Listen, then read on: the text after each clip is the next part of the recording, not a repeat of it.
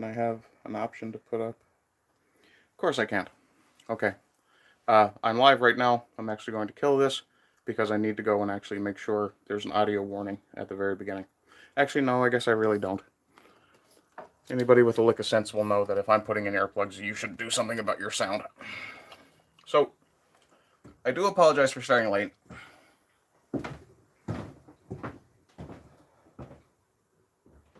Okay. So yeah, I apologize for starting late. And right now I'm not actually going to start just yet, because I had to go and do some shopping, which always fills me with such joy. Though, to be fair, I do love the smell of a wood warehouse. But, unfortunately, not expecting to go and actually find a piece I could use for the commission I'm making. Oh, no, I don't want to save highlights. There we go.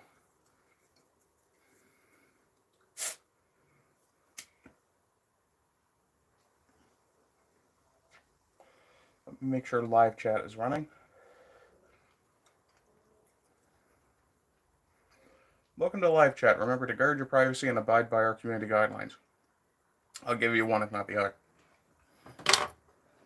Anyway, I don't know if anyone's actually watching this. Doesn't really matter. I'm going to do it anyway.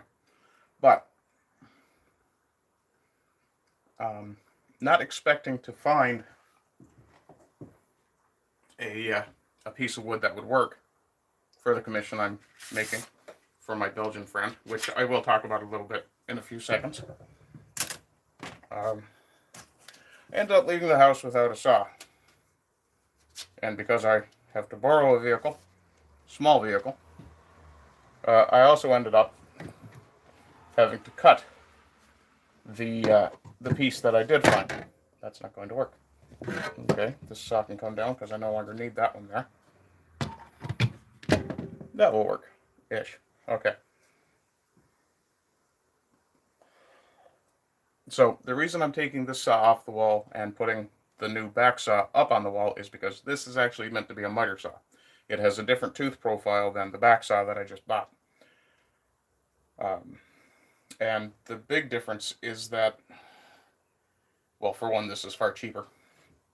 And already worked. Joy. Yay for cheap material. And cheap tools. I wish material was cheap. That piece of cedar, I'll show you.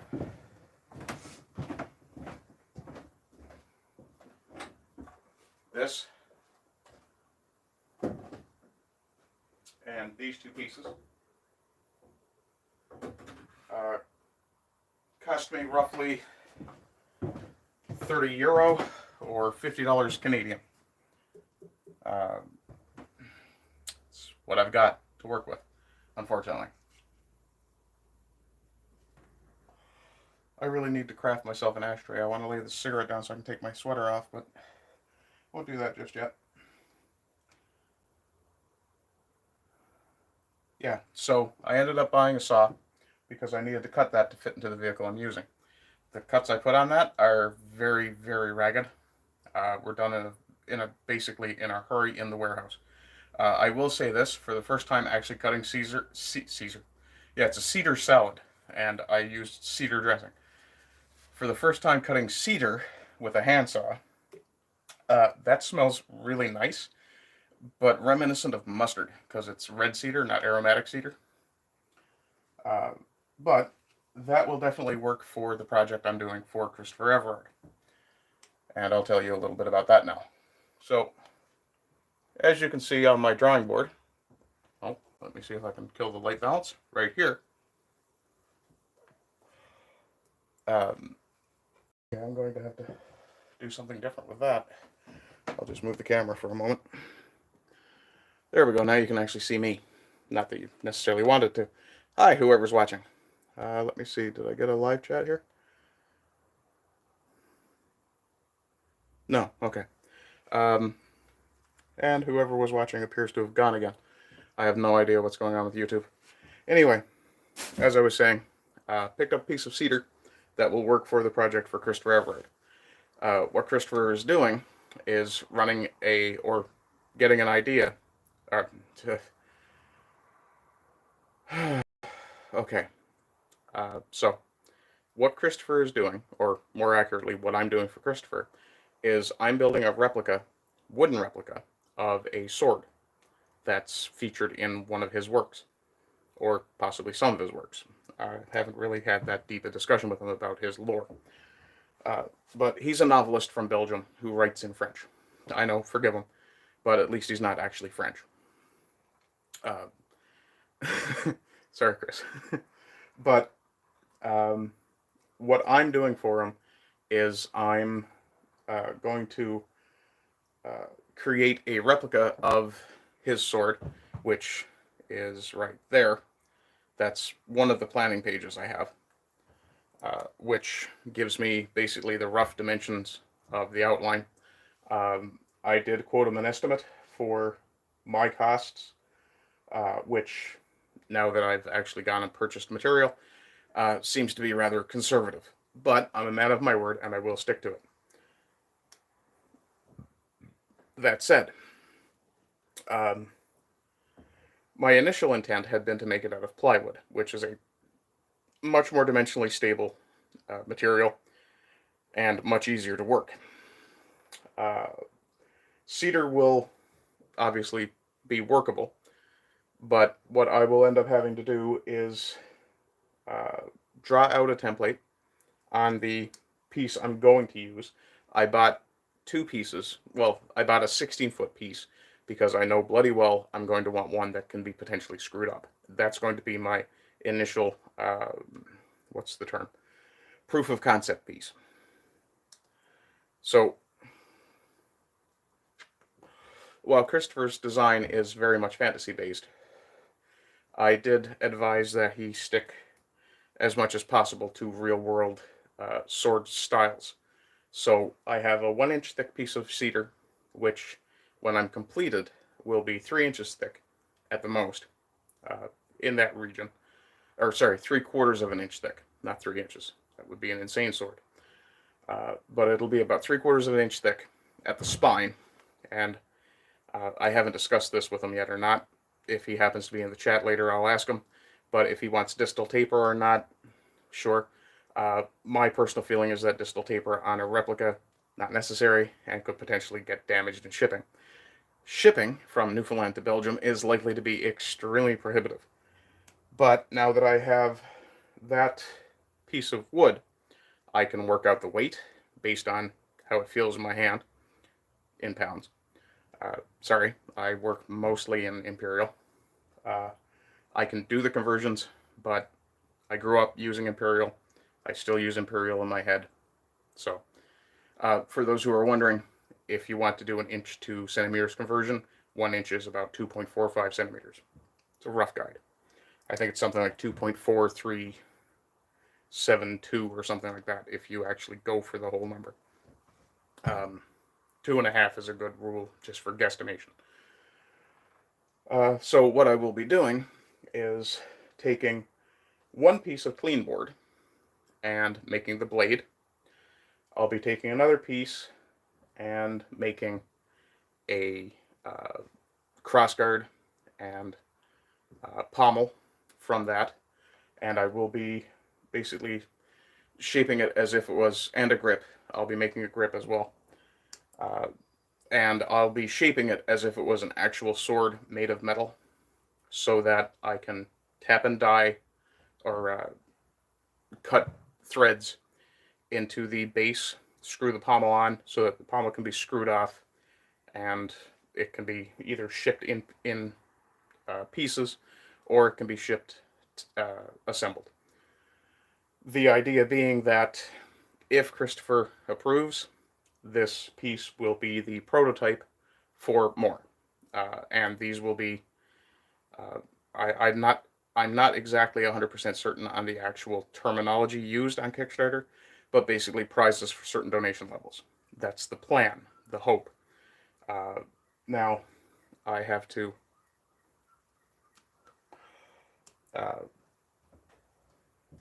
let that sit for a day or so to let it acclimate, see if it's going to warp particularly. Today the plan is to finish this candle holder, and by finish I mean finish completely, but there will be a significant interruption once I have the base receptacles, for lack of a better term. Once I have the base receptacles carved and fitted, I will be putting glue in there and putting the actual candle holders down on the base, clamping those in place with, I can actually show you the clamps I'll be using. I have to move a few things around. So I will be using these clamps. Come here. I'll be using these guys to clamp the piece, and that will be allowed to sit for a couple of hours before I remove the clamps. And at that point, I should be able to drill and varnish. I'll be drilling holes for the candles to sit in. And I have picked up a set of candles. They're column candles, but they're basically the same size at the base as a taper would be. Surprisingly, tapers are almost impossible to find. Now that I've finished my cigarette, I can take off my hoodie and get my apron on. So, another thing that I was going to discuss, because I was talking about it on Discord with Arthur, who may or may not be in chat. I think that's a good angle. Once I start working, I'll be here. Don't mind the high-waisted pants. These are actually 6X, and they're just comfortable. Ever considered vaping instead of cigs? I have, but I don't like the idea of putting something in my body that I don't really know what the chemical composition is of. And hello, Christopher. So I was just discussing the project I'm doing for you. If you want to clarify any of the details I've given out, feel free. Let me fix that camera. It's on a fairly unsteady base, so I work what I can. But just to answer you, Billy, I don't like vaping. Mostly because I don't like sucking on plastics. That for one.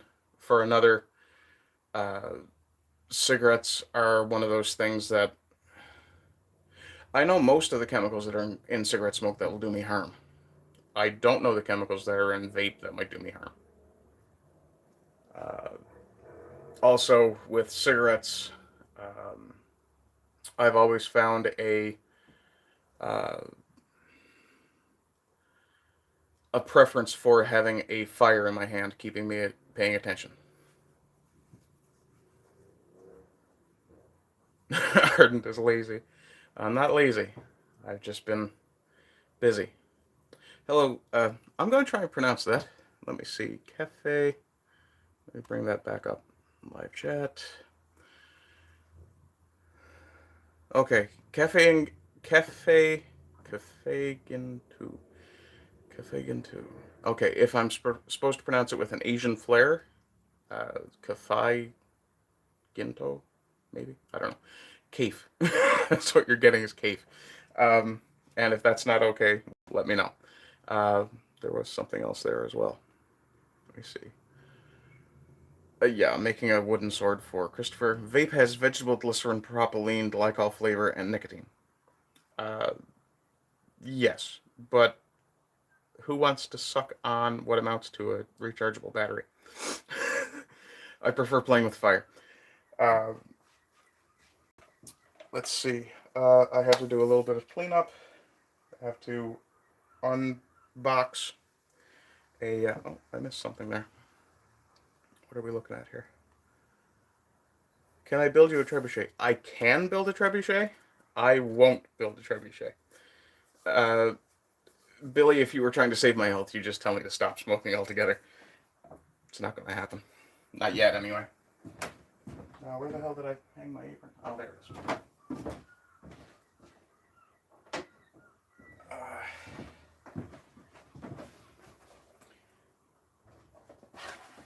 Now, on the off chance that you guys are wondering why I wear an apron, there's a couple of really big reasons. Oh, sorry, what's this now? Yeah, no, at this point, I don't have any will to quit smoking. So, without the will, you're not going to make a way. Okay, so I'll do a little bit of an unboxing here. It's just a cheap set of spade bits, which hopefully won't break when I start working this really hard juniper. Okay, you guys should be able to see pretty much my whole bench there. I'm just going to move this over so that those clamps aren't in the way. And there. And of course I keep forgetting to refill my water bottle.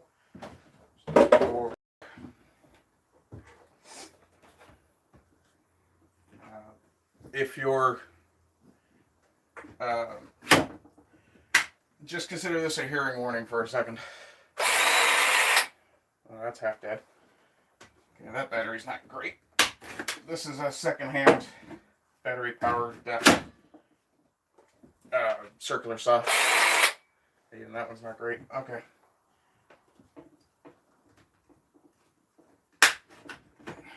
That's a second-hand circular saw that was donated to me. As you can see, it was quite old. This is the blade that was in it. It's pretty rusty. So, obviously not well taken care of. Or not well used. Yeah. It is what it is. But that's going to get probably donated to the local Salvation Army. I have a plug-in circular saw that I trust more.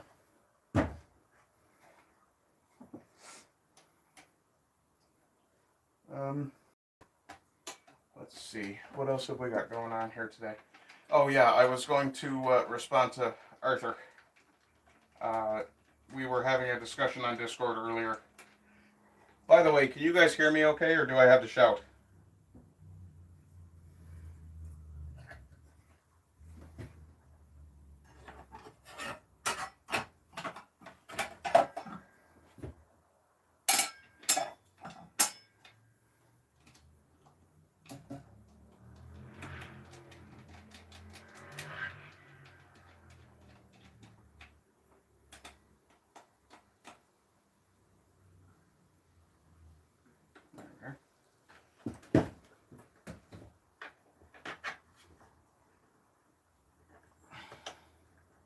There was a charger with this, there is.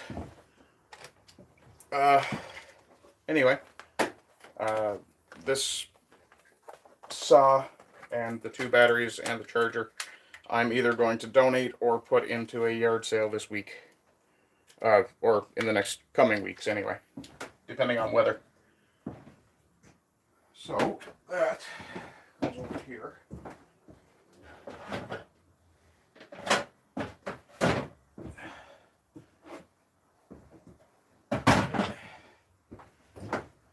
Now, let's bring this over here a little. Where am I hooking? Ah, okay. Bring that over here a little more. That pointed down. Okay.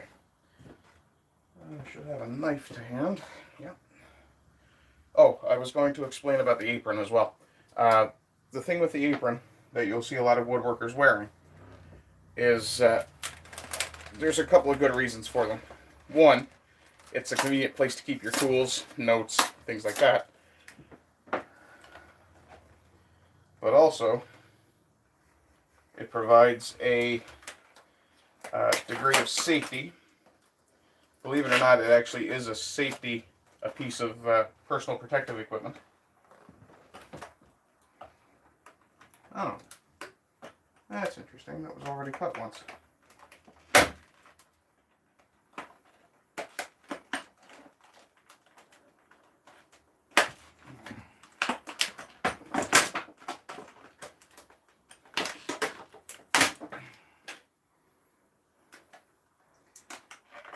Anyway, the apron provides a degree of personal safety, not unlike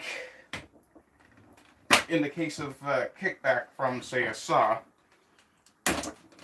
It serves a similar purpose to, say, a padded gambeson in medieval warfare. In that, does this actually have space for all these bits? Yes. Other way around. Oh, okay. Anyway, let me just tip this up so you can see my face while I'm talking. So the apron actually provides a certain degree of protection from things like kickbacks, where a board can fly back off of a table saw and strike you. I've actually had a piece of 2x4 kicked back from a saw because it bound and the saw kicked it back at me. Strike me right here in essentially the solar plexus. And without the apron on, probably would have cut me, potentially torn the skin. It did knock the wind out of me, but I think because the apron is a fairly thick material, fairly rigid material as far as it goes, it definitely made a big difference for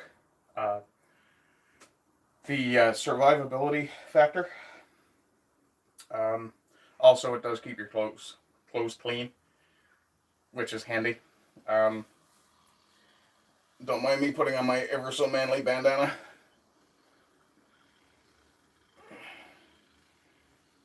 But another good thing with the apron is, like I say, it's somewhere convenient to store items, but it's also protective, and in a sense, it's a sort of uniform. What do we got here? Miniature trebuchet. Possibly. If I can get a plan for it. Let me bring this live chat up again. Let's see here. Stop smoking if you can. Intermittent buffering. That's not surprising. I'm on Newfoundland dog shit internet, so we may have to deal with it. On the road. Oh, come here. On the road. So hard to type. Oh, so it's hard to type. Glad to see you streaming. Keep up the woodworking streams. Thanks, Giant. I appreciate it. Volume is good. Awesome. Sound is okay. Connection and frame rate is not great. Yeah, I can't really do much about that. Imagine crafting without an apron. Mistake of youth. +3 bandana of charisma. I like that. Actually, I need to get that thing on straight, too. The major reason I wear something on my head is because I do sweat a lot, being a bigger dude. And rather than have to clean anything that touches my head or my face, like my mask, for example, it's simply better to have the sweat absorb into this, and then, yeah. Because it's not really the sweat so much as the dead skin that starts to stink. That said, clean all your gear once in a while. You're not a virgin. Sleeping Giant says, imagine crafting without an apron, a mistake of youth. You can, but, I mean, it's so convenient to have it. For the record, I definitely keep my nerd shit close to my heart. There you go. If you know your DC Comics characters, you'll recognize this. But one of the things I've found over the years is that having the apron to put on puts me in a working frame of mind. I guess in a sense it's kind of akin to the hat that Sylvester Stallone wore in Over the Top. You know, it's kind of I put this on, I'm in that zone sort of thing. And that's really the case for me as well. Now, before I get wrapped up in doing that, I want to see how close I was on those pencil lines. Good enough. I realized that when you were watching the carving the other day, it did look like I was missing some of those lines. The reason being was that I had drawn the lines with an angle on my pencil like this so that I was actually under the bases to give myself that room for waste, for mistakes. Now,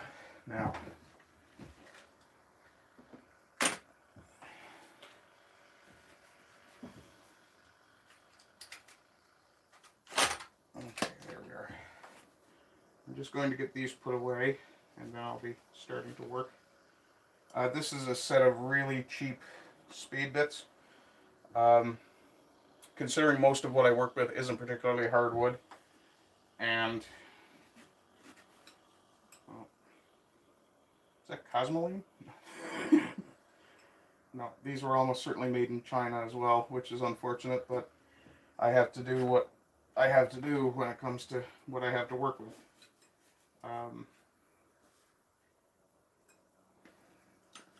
But, excuse me. Ouch. Okay, so I talked about the apron. Oh, I wanted to get to Arthur's thing about superhero fatigue. Also, for those who aren't aware, the charm that I'm wearing right here, this is actually Dr. Fate's helmet. Back in the 80s, I believe it was Hasbro, possibly Kenner, put out a line of toys based on DC superheroes called the Superpowers figures, I believe. The one that I had, that I kept the longest, was Dr. Fate. I had long since lost everything else from that toy, except the figure itself. And when I found the figure again, it had been stored in such a way that light was hitting it, so most of the figure was discolored very badly. So I ended up removing the helmet and putting it there. Not really a good luck charm, just a bit of an identifier, a flag of my geekdom, if you will.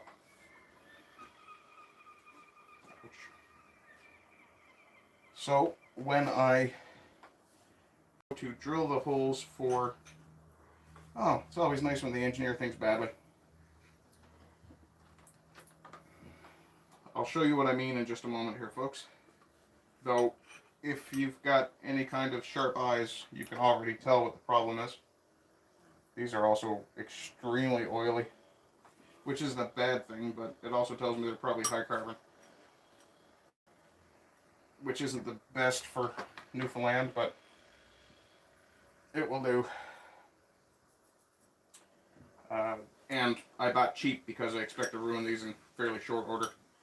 But now that I have them all in the case, I'm fairly sure you'll be able to tell immediately what my issue is with the placement of these four. Should not be overlapping. There we are. Now, let's see if I can push these down a significant amount. Get them all more or less in line. There we are. Okay. So this is... Oh, okay. It's not meant to be rolled. I would have thought it would be, but I guess it's meant to be folded badly.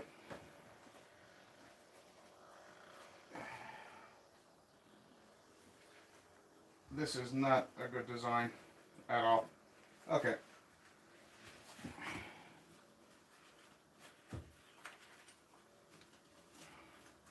Time to apply a piece of woodworker wisdom to this. If it doesn't work the first time, do it the way you want it to work. And then make up the difference later. So, there's my speed bits. Those will go on a shelf back here until I need them. Now, this is garbage. We don't like garbage, so we will move garbage. Filed under G. Okay, so what I'm going to be doing is, as with last time, going to change out my tool. Actually, I'm not going to right away. I'm going to clean up this surface a little bit, do these circles a little deeper, and then I'll take this tool, switch it out, and I'll be carving down into it. And of course, all that's going to be very noisy, so...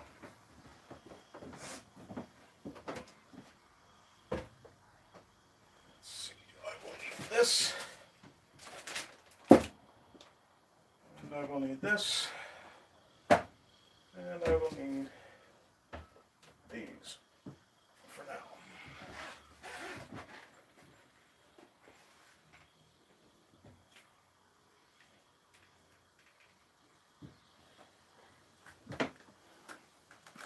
And of course the same rule holds true as last time. Color coding my earplugs. I'm really hoping that I don't get to the end of this container and discover that they had different numbers. Different numbers of each earplug. So that goes there. So I'm done with this. Another reason that you constantly see me putting things away the moment I'm finished with them is because everything in here can potentially get covered with dust, and the fewer things I have to clean, the better. Now, I'll be putting my earplugs in. So if, actually, what I will do on my next break, which will probably be once I get these circles done, or probably a little further, on that break, I will be discussing the Discord conversation I was having with Arthur about superhero fatigue. In any case, consider this your audio warning. Turn your speakers down.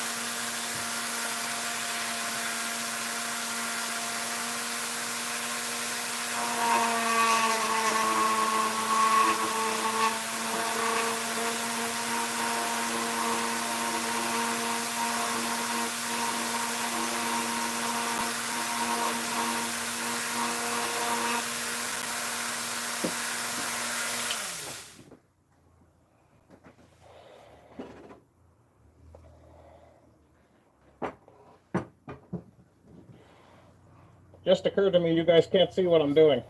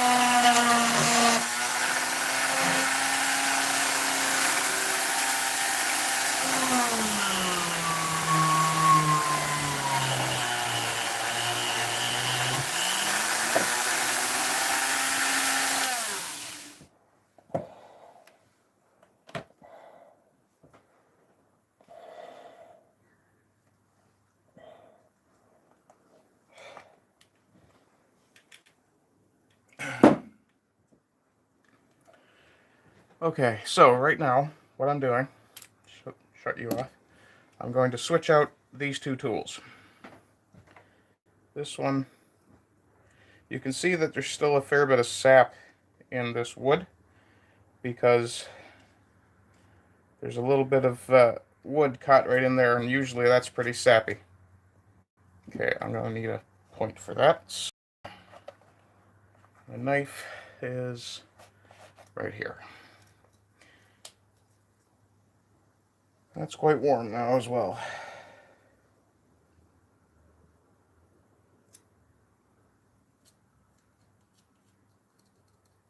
And doing this just comes back to the whole concept the principle of keeping your tools clean. It's a lot easier to clean a tool when it's warm, and especially if you're working with sappy wood.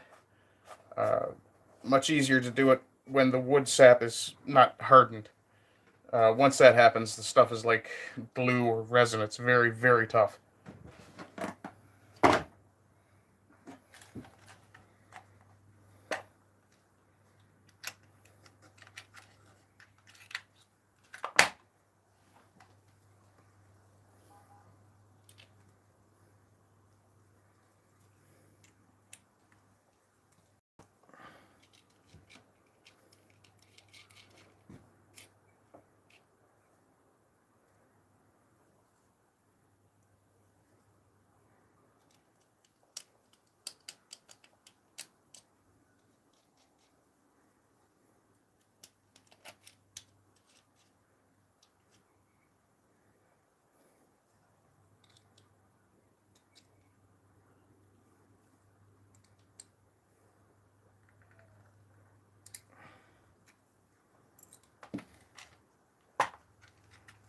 Now I should be finished with that tool, so I'll put that away.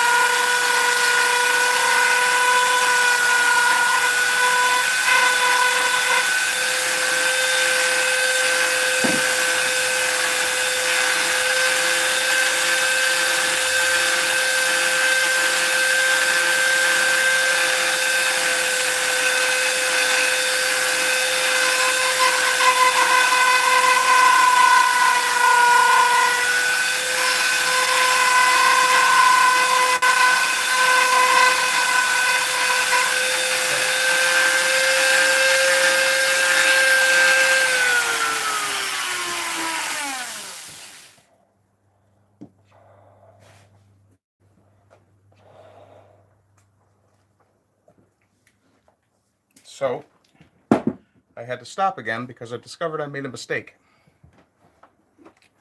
Two, actually, if you count leaving that case open. Though I don't think you guys can see that case from where you are, or where I have the camera set. But I have the wrong tool in there.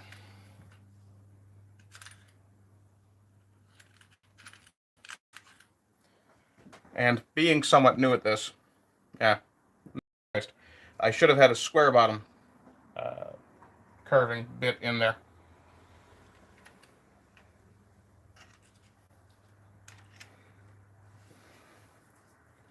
The round one is good, but the problem is that I'm not making a round hole. I'm making a square bottom hole.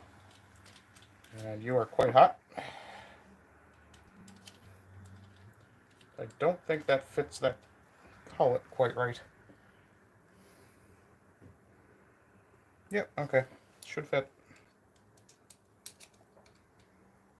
There.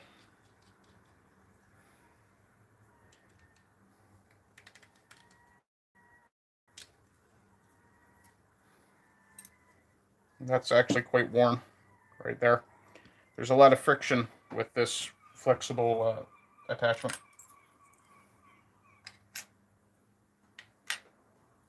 I'm actually going to give that a moment to cool off while I get everything else put away.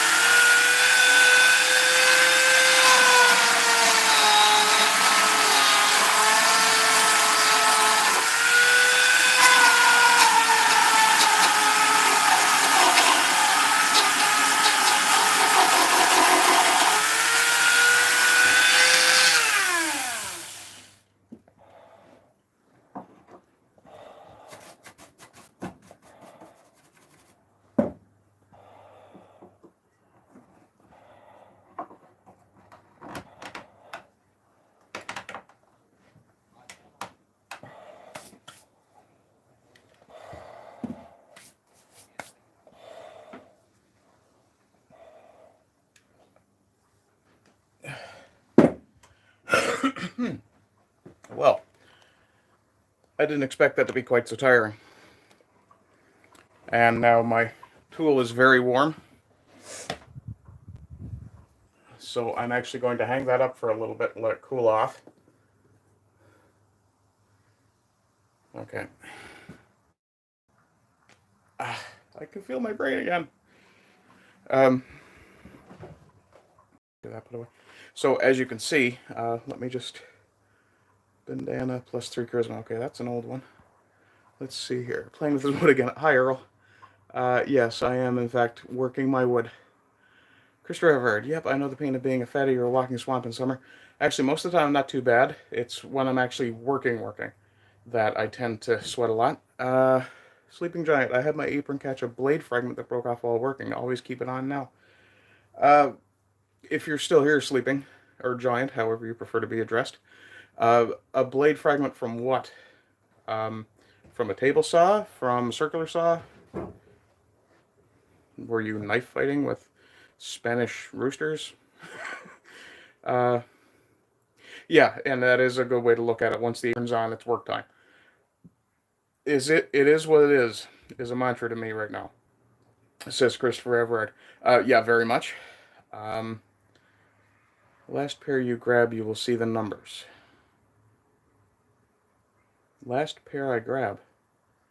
Not sure what that is. Your door is open on the street. Man, I would be so shy and uncomfortable, I'll never open it.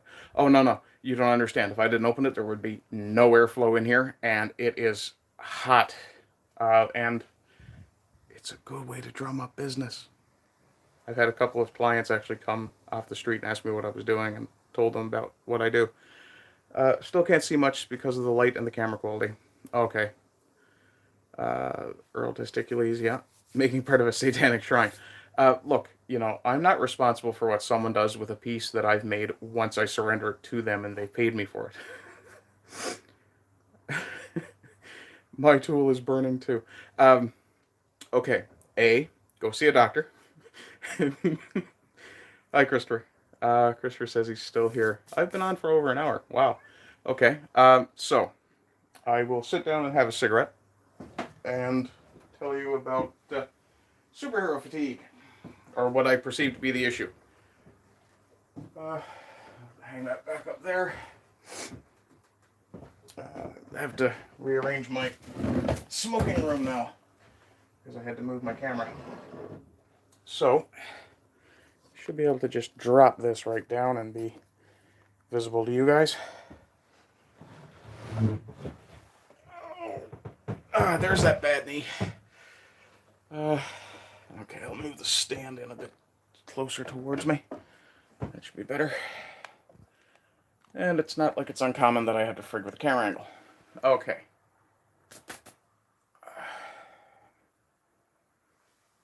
There's some really powdery dust out of that. That smells incredible. And yeah, you did see a bit of burning. That was halfway too intentional. And I say halfway because it wasn't fully intentional, but it was to be expected when you're using a high-speed tool. I'm not 100% sure what kind of wood I'm working with there. The base, anyway. I've spoken repeatedly about, oh yeah. That's why you fuckers come here, isn't it? But I've spoken repeatedly about the uh, the juniper itself. The base, I'm not sure what it is. Um, Looking at it, I would say it was probably, I'm not 100% sure, but there should be another piece of it somewhere close. That's plywood. Maybe that's the only piece of that stuff I have. Oh no, just a second.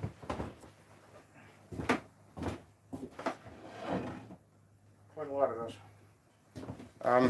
So this is what the base, where I'm cutting right now, this is what it looked like when I first got it. Now this is pieces I've cut on the table saw.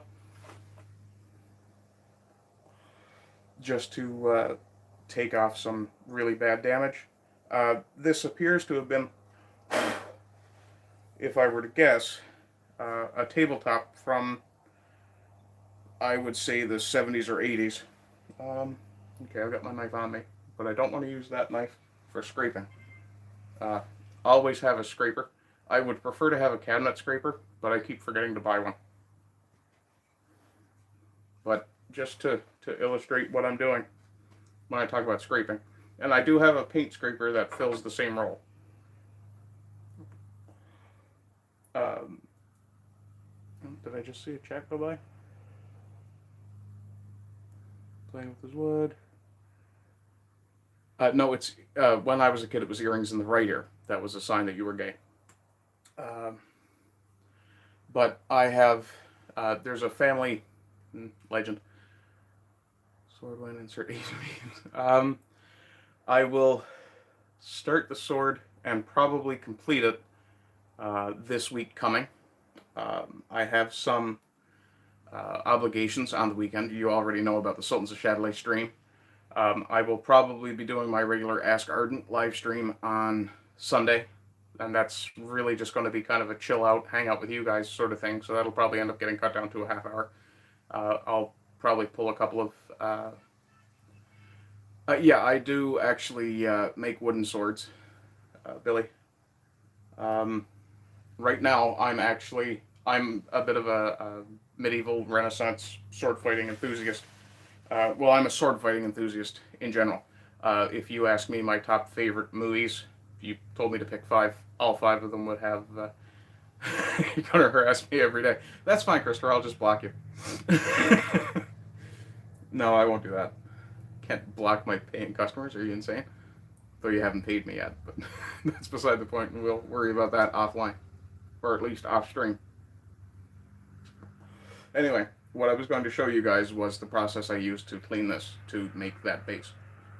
And it's essentially just taking a flat blade and doing this.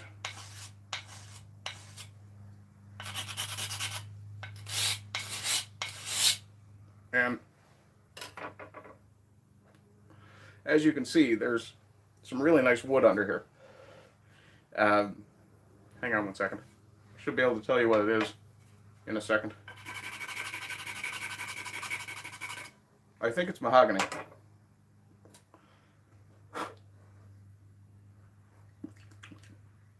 It tastes like mahogany. No, I'm kidding. I didn't actually taste it. Don't lick your wood. Get your girlfriend. No. Behave myself on stream. This isn't made for kids anyway. But I'm pretty sure this is mahogany from the color. Surprisingly, a lot of stuff used to be made out of mahogany that isn't anymore. Part of the reason being that when mahogany ages, it gets kind of done, like D-U-N, done, kind of a dunny brown. It's not really a super attractive color, but it is a very nice wood. Let me see. Billy says, I used to have one. Oh, wait, no. You need to do like Disney. Harass customer, being surprised that you don't get money anymore. Big as your face if possible. Yeah, no. Billy says, I used to have one from a guy who practiced Aikido. It was very hard, not sure what it was made out of. If it was a Japanese-style curve, it was most likely oak. Probably would have been a dark brown. I actually do have a kendo boken, which I used as a sort of pattern to follow for, and now I'm coming back to my sword thing. Anyway, I started to say that if you asked me to pick 5 swords, or 5 movies, all 5 of them for my top 5, would have some sort of sword fighting scene in them. If I were picking five just randomly off the top of my head, Lady Hawk is my favorite movie. Terrible soundtrack left aside. Dark Brown, probably close to this. Probably, yeah, most likely it was Oak. Yes, you can absolutely kill somebody with a bowgun. It's not all that difficult at all. Um, in fact, there were, if I recall correctly, schools of, might have been kendo at the time, but sword fighting in Japan that focused on using a wooden sword. If you've seen The Last Samurai, which is another one of my top five favorite movies, if I'm picking randomly. So just to have this out of the way, I'll have my top five here. Lady Hawk, Princess Bride, Last Samurai, Star Wars. Fuck you, it counts. And The King's Guard, which is a movie Eric Roberts and Ron Perlman were in that almost no one knows about. The reason I love that movie is because the sword fighting in it is done by a bunch of SCA reenactors, not actual Hollywood stuntmen. Oh, I said Star Wars, didn't I? I mean the first one, of course.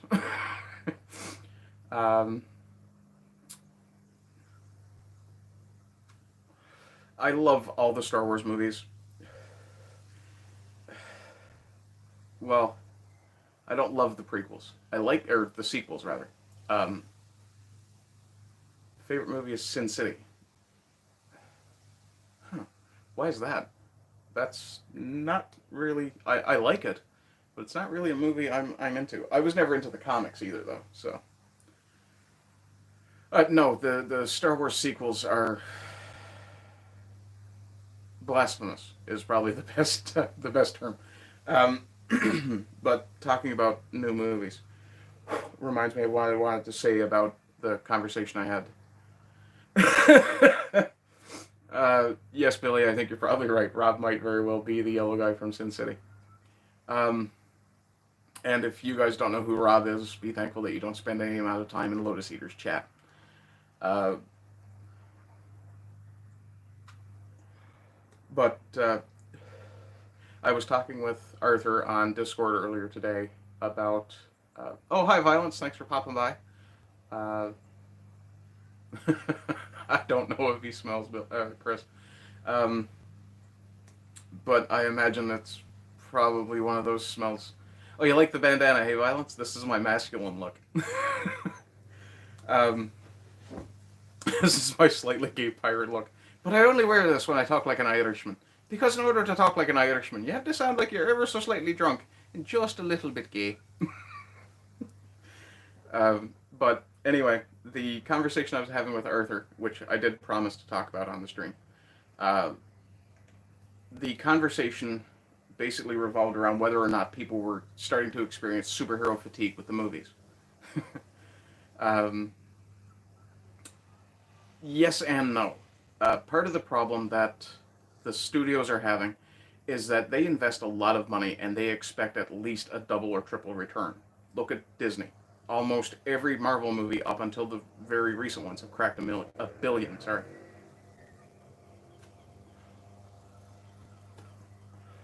Now that they're not cracking a billion anymore, the the um, the expected return is dropping, and I think that's part of the reason why we saw Batgirl canceled. Not because it wasn't good quality, though it clearly wasn't. Come on, man. You don't put a ginger wig on a black woman. Batwoman should have taught you that lesson. Now I want to finish cleaning this piece. Or at least just clear out some part of it. There we go. Okay. This will only take a couple of seconds here, folks. Okay. Yeah, I just wanted to show you this right here. This is definitely mahogany. I can tell by the grain and the color. Having it fresh cut, or at least freshly exposed, is much more helpful for wood identification. That is not a hat, this is his do-rag. No, I don't wear do-rags, man.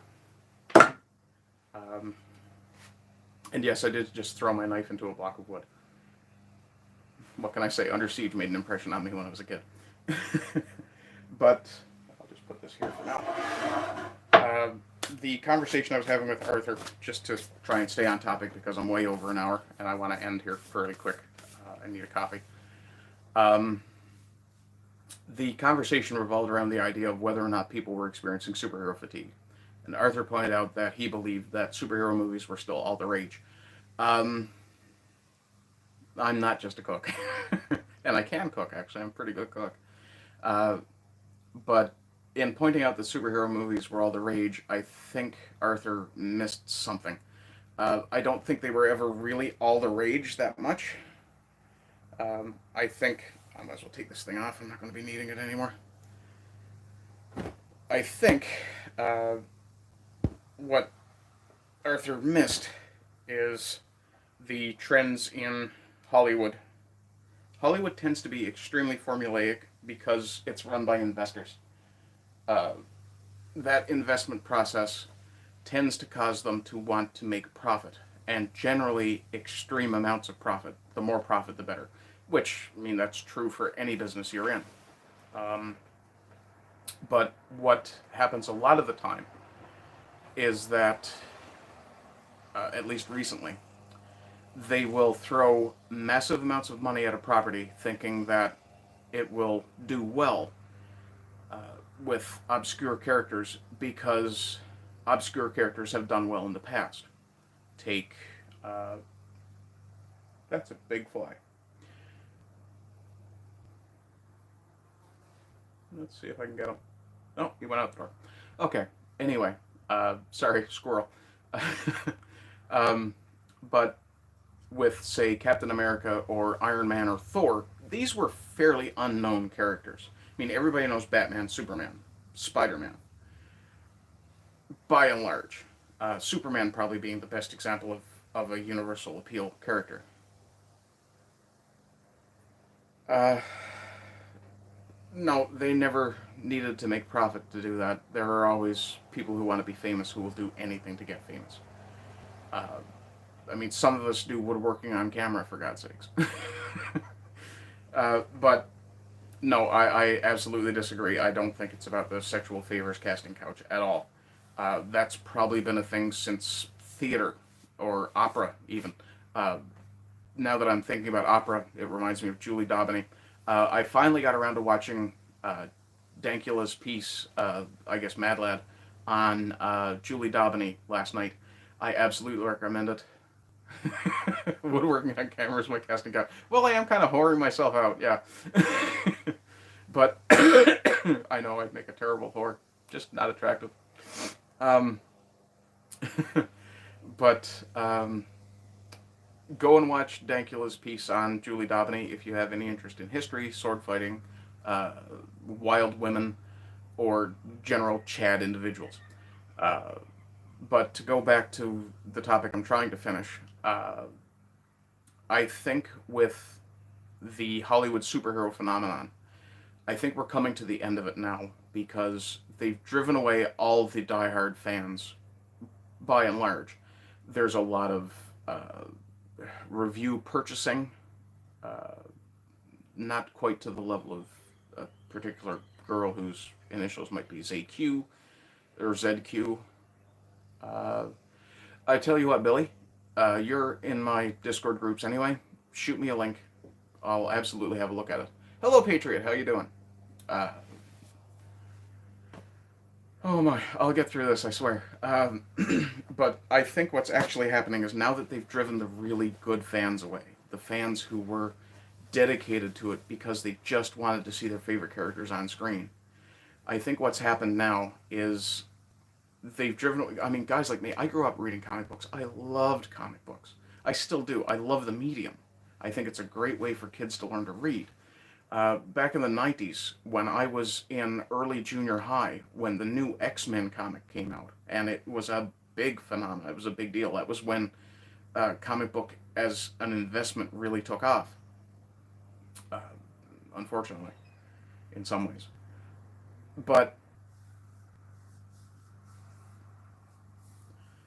that might be part of the problem as well, Christopher. Uh, yet very little self-contained stuff. That's part of the reason Joker did so well, because it was self-contained. It told a full story, and while it did depend on a previously existing mythos, it was a story of its own. But with, and now I've lost my train of thought again.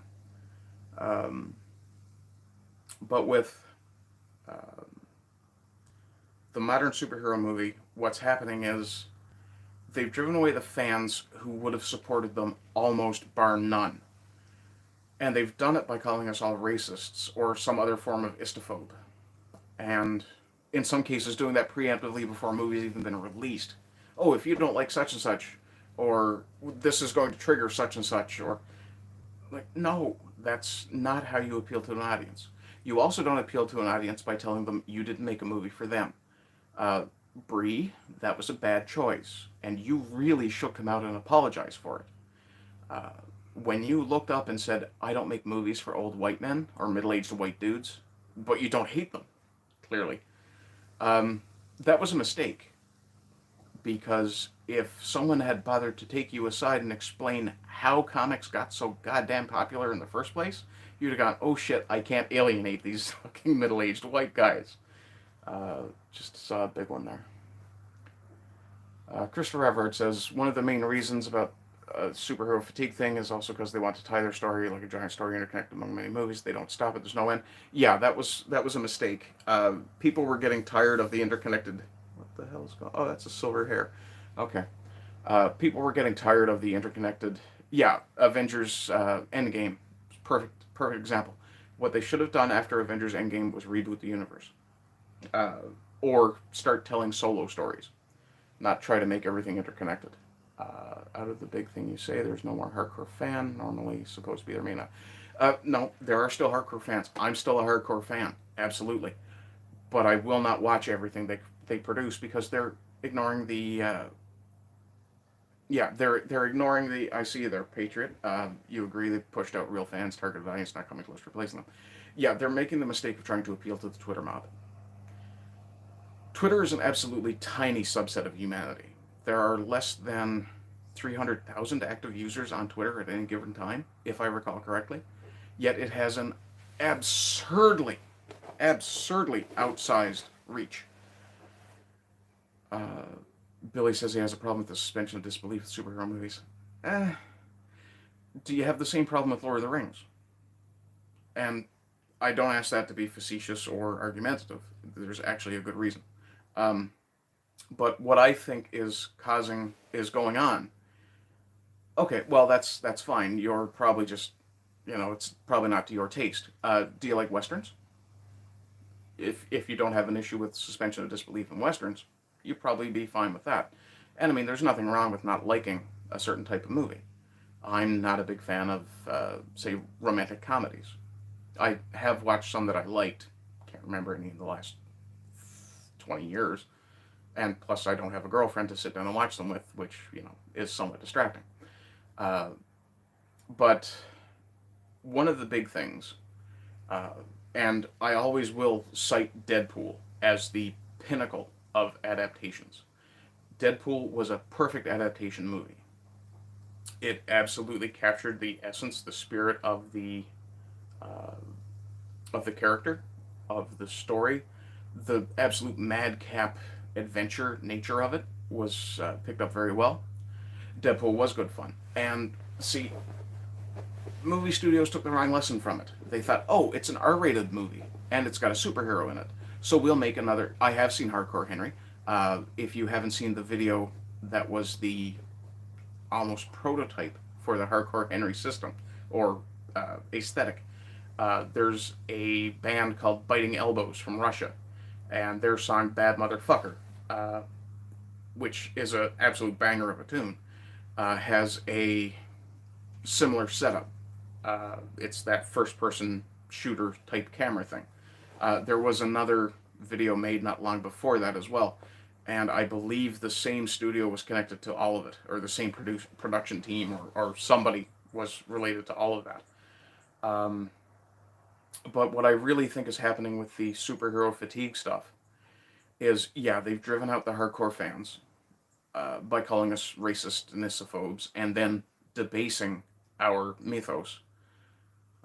It doesn't help that they continuously push out the white characters who built these franchises. Captain America's not black. Yes, I know they did it in the comics. No, it didn't work real well in the comics either. Miss Marvel's not a Muslim. Yes, I know they did it in the comics. Didn't work in the comics either. And for a matter of fact, Carol Danvers has regularly been a failing property. Wokeness is ruining everything. Yeah, but it's a subset of the woke part. It's that diversity thing, where diversity. Well, I think it's time for the conservatives or the right or the white positive or whatever you want to call us. It's time for us to redefine a word, and that word should be diversity, which should be redefined as anything but white. We see characters like the Little Mermaid, and I mean, I banged on about this in my last live stream about ginger erasure. Every single redhead character is getting replaced almost exclusively by people of color, which I think is silly on a couple of different levels. But the whole thing with the superhero fatigue thing is people are getting tired of seeing properties that they loved for whatever reason. Yeah, I would have said it was a bit of a conspiracy theory a few years ago as well, Billy. Well, maybe not a few years ago, probably a little bit longer than that now. But, I mean, to be fair, a lot of the stuff Alex Jones was saying, what, 10, 11 years ago? I couldn't believe half of it. Well, okay, no, actually, I can post-check and change that. That's more like 6 or 7 years ago, because I really wasn't on the internet before that. I came onto the internet more as a platform for communication and news gathering or news uh, acquiring. Yeah, Alex Jones was right for sure. Violence, uh, but I came onto the internet just after the Gamergate thing had kind of started to blow over. So guys like Armored Skeptic and people like that were among the first YouTubers I started to watch. Discovered earlier today that Armored Skeptic is in fact still making videos.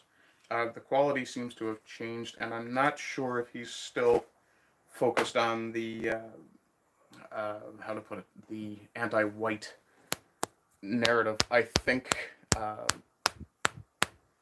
whatever happened between him and Shoe on Head may have done some harm.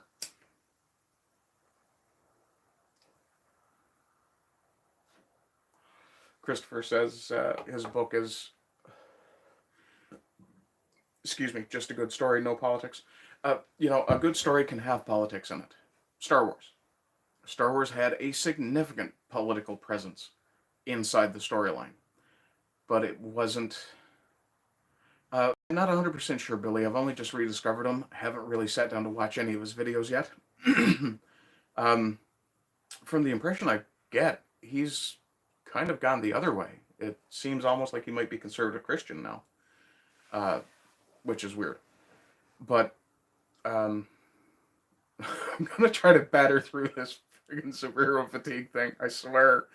Um, the the thing I think is happening is that not only is Hollywood driving out the fans, now they're paying attention to what the actual fans, are saying on places like YouTube. Uh, Guys like Gary Beekler at Nerdrotic, Quarter Black Garrett, um, Disparu, The Critical Drinker. I really love The Critical Drinker stuff because he's a writer and he can really drill into where these stories are being made wrong. Uh, his he did a video, The Drinker Fixes Finn. Finn had such great potential for a character. I really wish they had gone that route and made Finn the guy. Uh, Even if they had been forced then to make Rey a bait and switch, it might have been better. But then I feel the same way about the Darth Jar Jar thing. I think that would have been a better choice. Uh, um, what else am I? So yeah, I mean, one of the big reasons that Batgirl got pulled is probably because it had a bunch of elements from the woke agenda, and the studios. I haven't watched Westworld. Um, yeah, I figured that was what you were talking about, Christopher. Um, but what seems to be happening is now they've driven out the fans, and the fans are the ones who are criticizing them. And when I use fans, we can just put the word "real" in front of it for shorthand. Um, but now it seems that the studios are paying attention to what people are saying about their products online. Guys like Gary Beekler at Nerdrotic, Quarter Black Garrett, The Critical Drinker, Disparu is another one I've just discovered through Friday Night Tights. That's generally where you can find me on Friday evenings, is in the chat there, because I absolutely love that show. Um, and another one is Doomcock. Now, Doomcock has a tendency to make predictions and uh, comes off a little bit like he's blowing his own horn to me. This is not intended as a slight to Doomcock at all. It's just his delivery is not my preference. Uh, as far as I'm aware, all of his uh, stated predictions, well, at least some of them have come true. I don't know what his hit ratio is, but if the studios are actually paying attention to guys like Nerdrotic and Doomcock, and especially the Critical Drinker, Mahler, guys who go in depth on their analysis and say, okay, here's what you did wrong there, and there. Heel versus Babyface is another good one. I feel so bad for Az. He made himself watch Batwoman all the way through. I think I saw part of a trailer, and the minute Ruby Rose said that the suit would be literal perfection when it fit a woman, yeah, that was enough for me. I never watched an actual episode of it. But yeah, the big thing I think is coming is that fashions tend to fade, and right now we're in, if not the dying time for the superhero trend, we're definitely rapidly approaching it, which can only be a good thing. Uh, we need to, we clearly need to clear out the SJW herpes that have infected the mythos, and I mean, we already see comic book companies failing. I would not be surprised if Marvel gets, it won't be sold for certain, but it may get shuttered as a comic book company. The intellectual properties that it owns will obviously remain in Disney's hands probably for a generation, which that by itself is disheartening, and I apologize for giving them a black pill. Uh, but one of the other things I see is that smaller companies, Valiant, for example, have tried to do the comic book thing and have failed miserably. Uh, Bloodshot had great potential, but they hired Vin Diesel, which, no affront to Vin Diesel, I love a guy who plays D&D and is perfectly happy admitting it. But when they hired Vin Diesel, sorry, when they hired Vin Diesel, what I think happened is that they ended up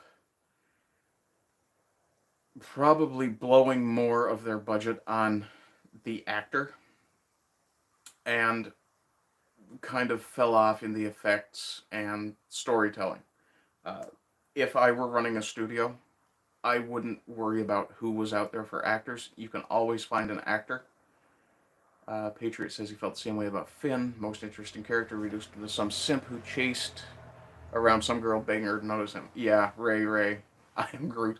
That was actually one of the points I was going to bring up violence when I was talking about obscure characters that got famous. Uh, or got big uh, popular movies. The Guardians of the Galaxy. When I was a kid, The Guardians of the Galaxy was one of the rarest comic books to find, and actually one of the best ones. I really liked Rooker. as Yondu. I think Rooker is an underappreciated actor. He's somebody who's painted blue with a gigantic red fin on their head still makes you go, geez, I'm sorry he's dead. Right? Uh, Characters like Doctor Who. I mean, that last scene between Billy Piper Rose and Tennant, I believe it was at the time, their last scene, the whole end of the Bad Wolf storyline, my God, that was heartbreaking.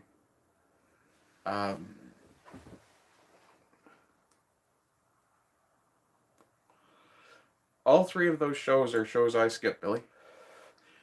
I'm kind of the reverse of you. I really like my escapist material to be as escapist as possible.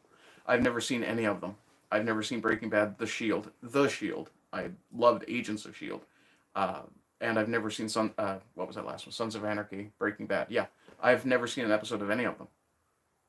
Uh, Actually, I think I may have seen one episode of The Shield, mostly because I like Michael Chiklis. I'm Mary Poppins, y'all. Yeah, I love that. That was awesome. I've heard very good things about Breaking Bad, but uh, not really my thing. Oh, we'll call you Shade Master, so we don't trigger the YouTube algorithm. How's it going? I'm just wrapping up my stream here, trying to get my thoughts on whether or not superhero fatigue is a thing out. Like I say, one of the big things is that I mean they're really desecrating a lot of our shared mythos. I mean, I made a point a while ago in a stream that I would not be surprised if I could go to India, show a little kid on the street Superman's shield, and have him know what it was.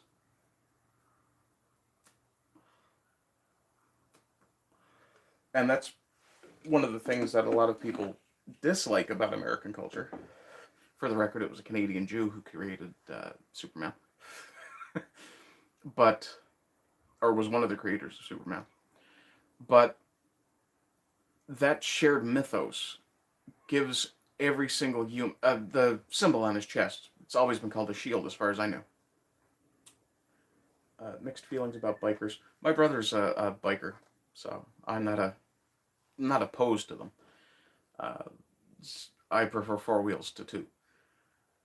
Truth, justice, and the American way. Yeah, but the Christopher Reeves, "Sympathy for the Devil" is first an awesome song. Yes, yes, it is. Uh, that was kind of out of left field, but okay. Um, but that shared mythos gives every single person on the planet something to connect over.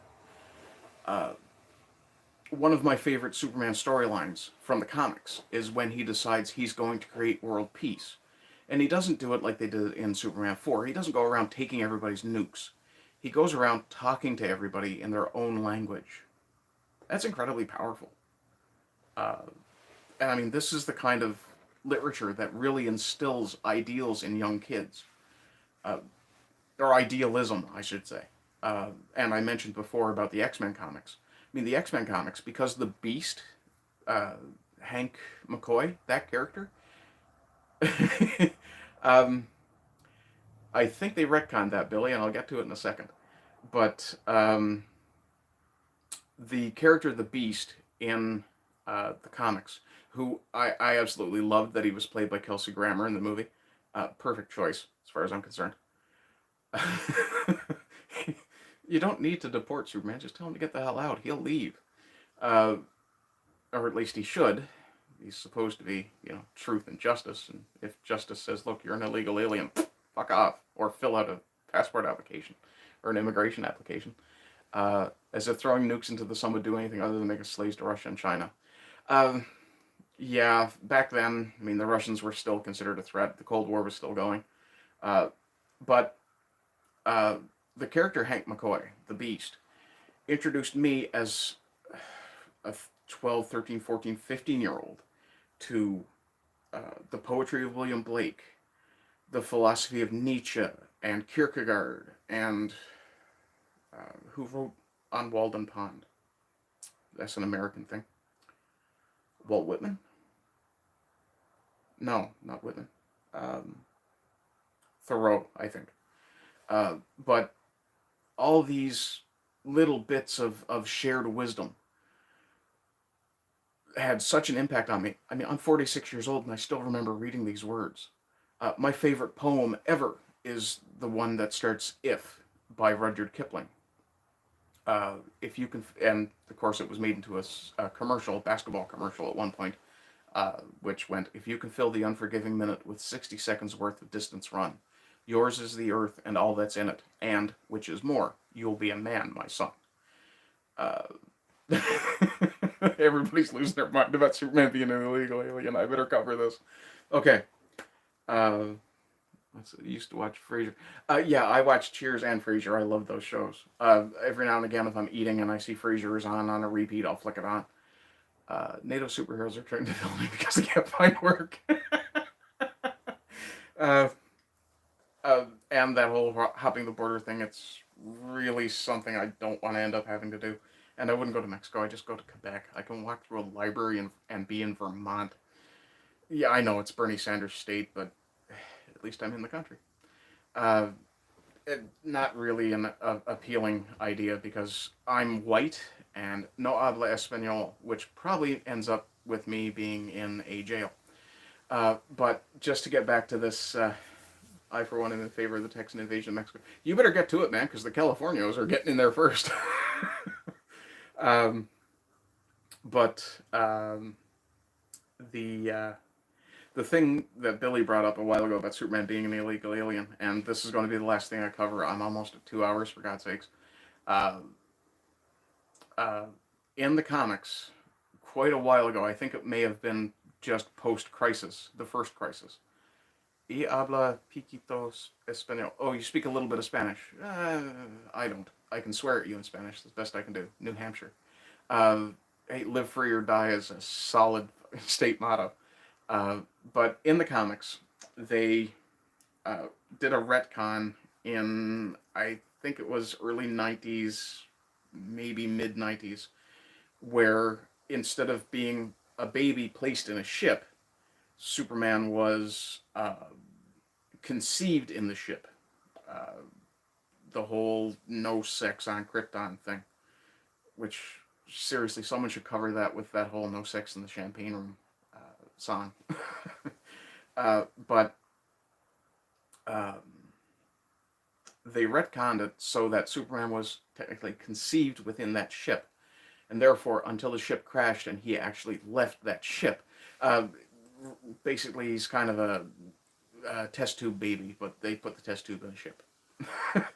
I'm extremely simplifying it because, well, they used a bunch of weird quasi-scientific jargon in the comic.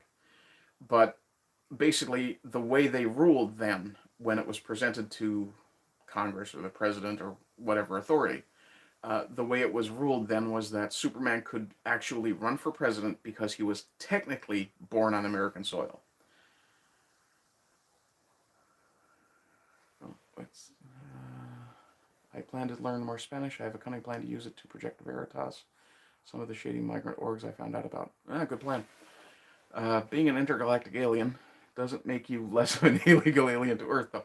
No, but there is no, at least not yet, any single Earth government. What about the Alien movies? Do you like them? Uh, I like some of them. I really didn't like Prometheus or what was the one after that? Alien Covenant. Wasn't really fond of those. Alien 4 wasn't terrible. Alien Resurrection, I think it was called. Alien 3 was kind of meh. The Alien franchise has the same problem the Terminator and the Predator do. People who don't really love the lore want to add their own spin to it, and it's just garbage. Um, Speaking of the Terminator, how many of you would have watched Terminator Salvation if you didn't hear about that big tantrum that Christian Bale had thrown?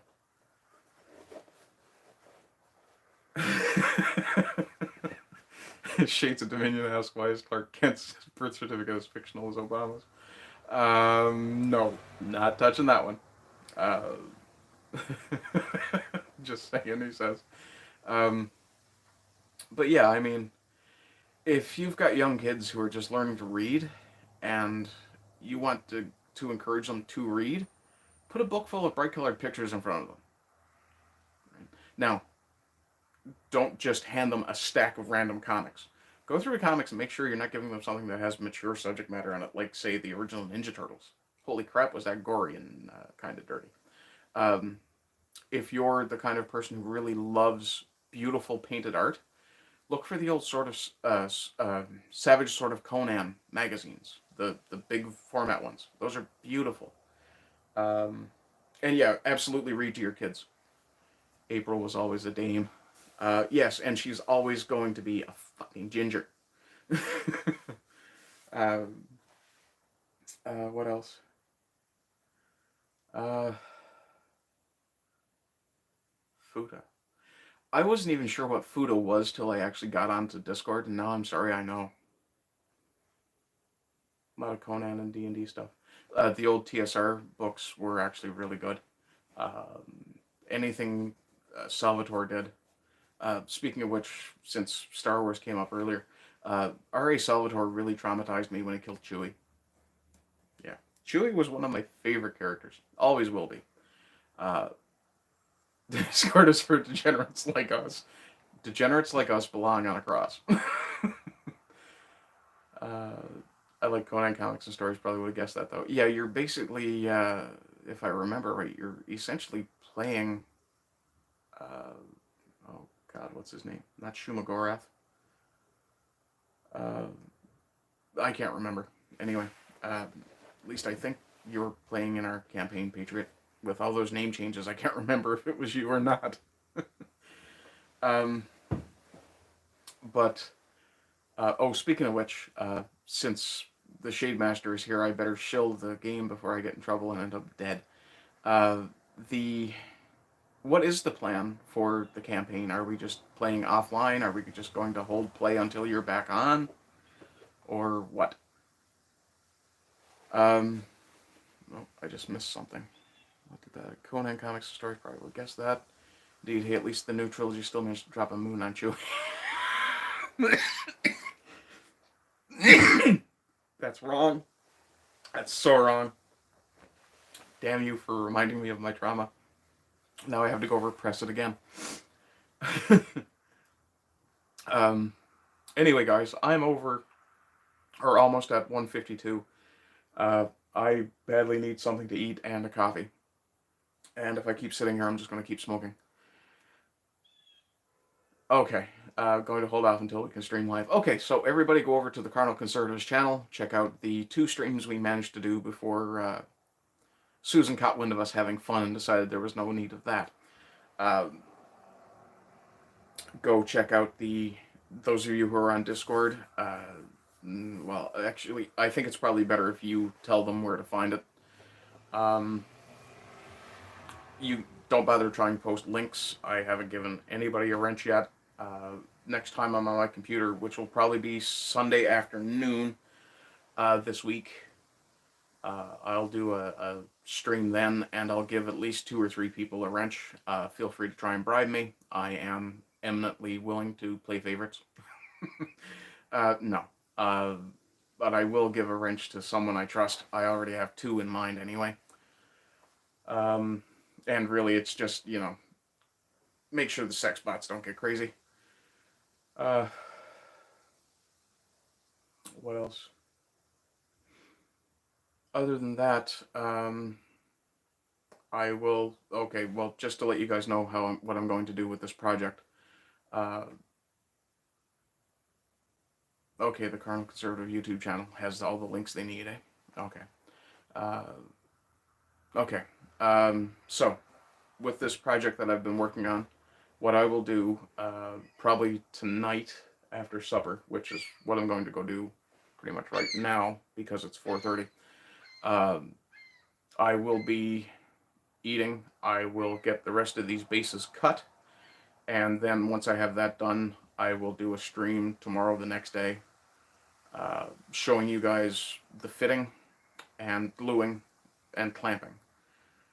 Once all that is done, then there's a little bit of work on miter saw and a little bit of work on table saw.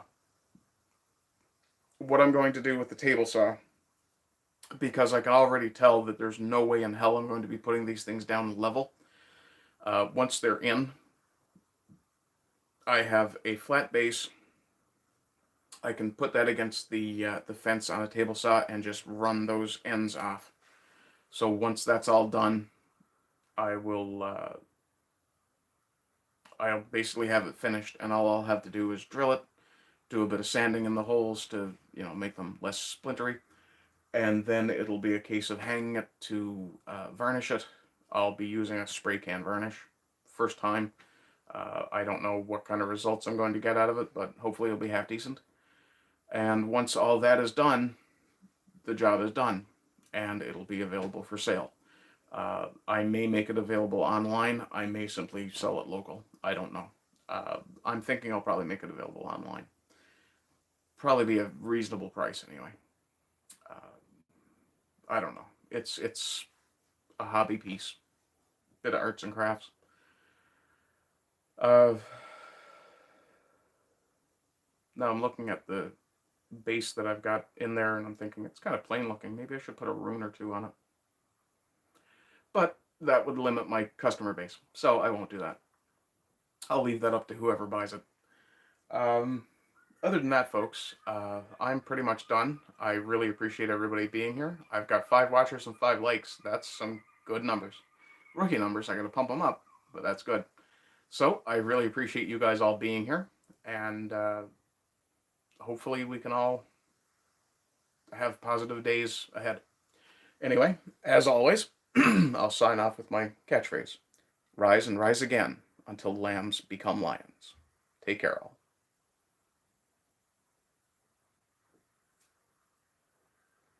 I'll give it a half a second so that I don't cut myself off. There we go.